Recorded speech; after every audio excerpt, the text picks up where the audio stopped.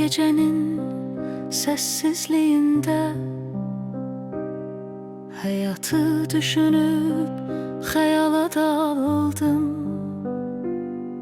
Birden bu derin sükut içinde kölgeye bakarak onu aktardım. Bir vaxtlar divardan saat asıldı.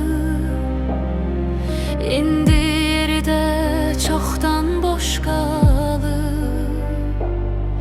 Onun əqrəbləri önə qaçardı. Bilmirdim sadəcə məndən utanıb. Demə tez keçərmiş qəmli günlərdən, səadət axtarıb o tələsərdi. Bir dəfə qurulub işə düşəndən, səbr elə deyərək sevgi gəzərdi. Sabahı gözləyib saat sayırdım. Mənə elə gəlirdi ömür qabaqda. Xoşbəxt günlərimi mən arayırdım. İtirdim özümü o zamanımda. Gənclik saatları necə tez keçdi. Sevgiyə inanıb bəxtimi seçdim.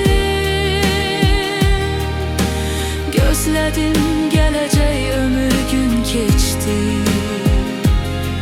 Bugünü yaşamaq üçün mən çox gecikdim.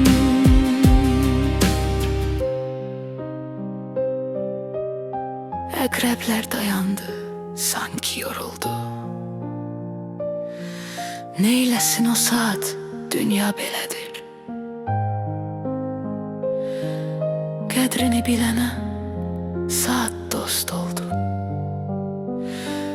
Bilməyən sanki bir qəfəsdədir. Qəzəblənib bir gün saatı atdım. Bir daha divardan o asılmadı. Neynirəm dostu ki məni aldattı. Xoşbəxtlik və